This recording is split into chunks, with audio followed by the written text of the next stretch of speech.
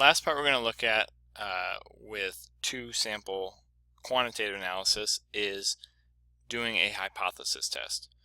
And for that we always want to know a null and an alternative. Whenever you're doing this type of analysis, you're comparing the results, the responses from different strategies. So you're going to be comparing, in this case, since it's two quantities, the quantity from strategy 1 and the quantity from strategy 2, you're going to be comparing two averages. In the next section, we're going to be dealing with proportions. So you'd be comparing two proportions. So right now we're thinking averages. We want to figure out what are the two averages we're comparing. So as we read this, let's read this through one more time to try to think of what our groups are. Student group decided to compare how well players did using two different strategies of building a card tower. So we're looking for those strategies. They're instructed on a specific method, so the method that they needed, and they're told them it was required that they use this strategy. Since the group didn't want players to mix strategies, they tested two completely separate groups of people. People volunteered to play and were randomly assigned a strategy using a coin flip on the day of the experiment. The results, we have a strategy 1 and a strategy 2 that lists all the results that follow then. So we really don't have any special names, just S1 and S2. And when we write a hypothesis statement, a null hypothesis, we are going to use subscripts as we go to carefully mark that. So we are comparing, for our null, two different means. We have a mu and another mu.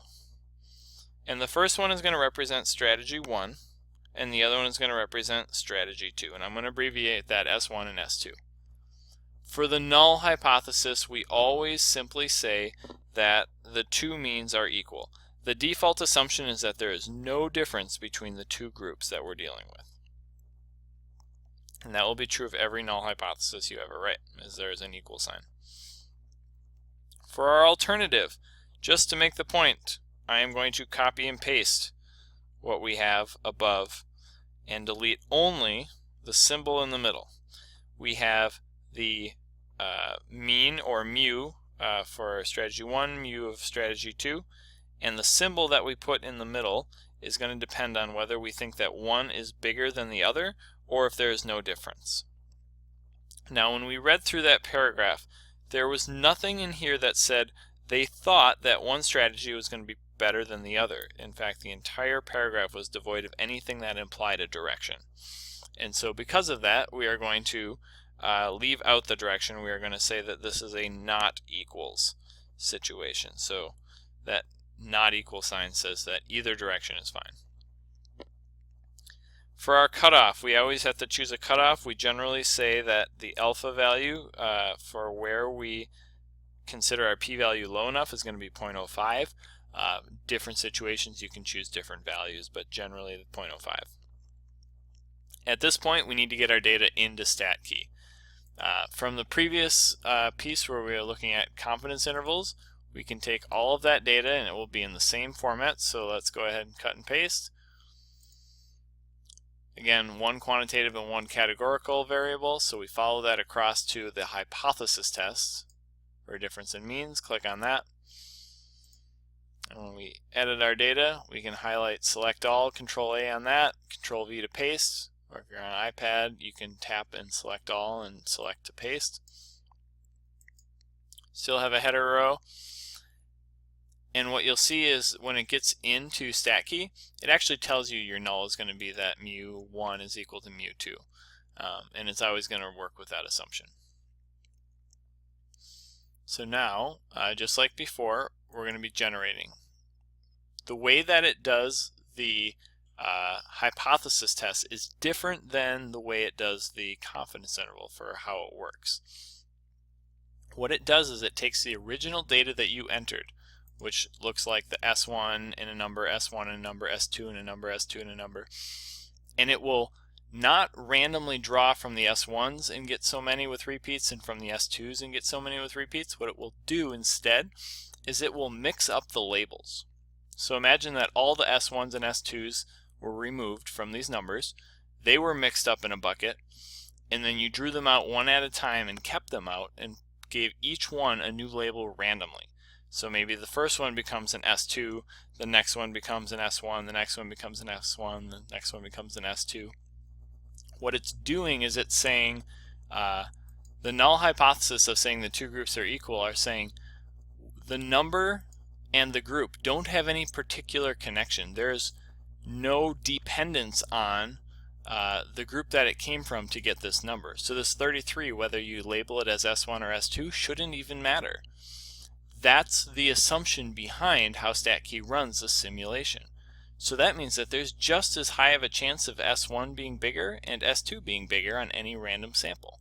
So that's what it's going to do. If we generate many thousands of these, and this is true of any time you run these hypothesis tests, not this particular situation only, you're going to see somewhere group 1 is the bigger group, and somewhere group 2 is the bigger group, and somewhere they are the same.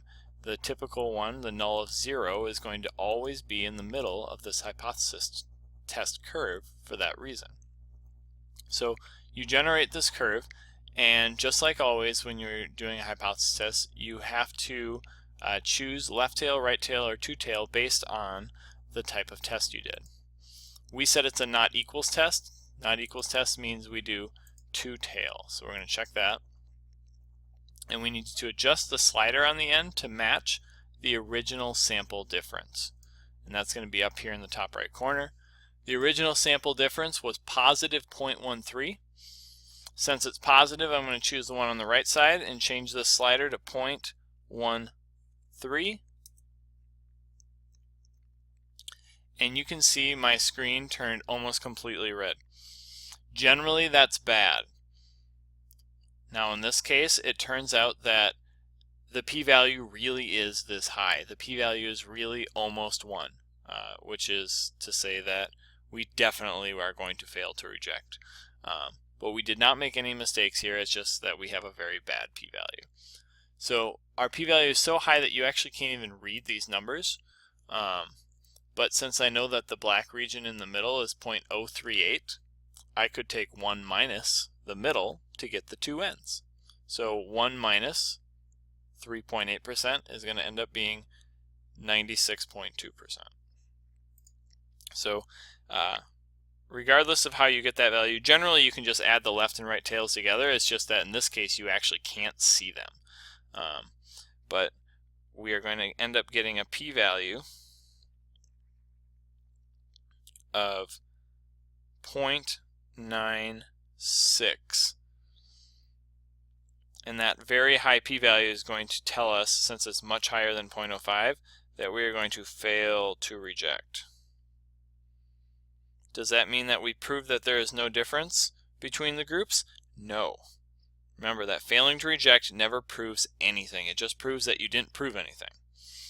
So there's lots of reasons why you could fail to reject, such as having a small sample size, having your standards set too low, things like that. But in this case, p-value 0.96, we are not at all convinced that it's even worth retrying to do this study. We just found no difference between the groups. If we had found a difference, the fact that we found out that we were dealing with an experiment earlier would have told us that we would be able to prove causation. But since we didn't find a difference, or we didn't reject the null hypothesis in the first place, we don't have to worry about causation. We just say we've failed to find a link. We did not prove that there is any link between the strategy used and the outcome. So this is where we would stop. Good luck on the remaining problems. If you need to look at the solutions videos for those, that might help you walk through some of this as well.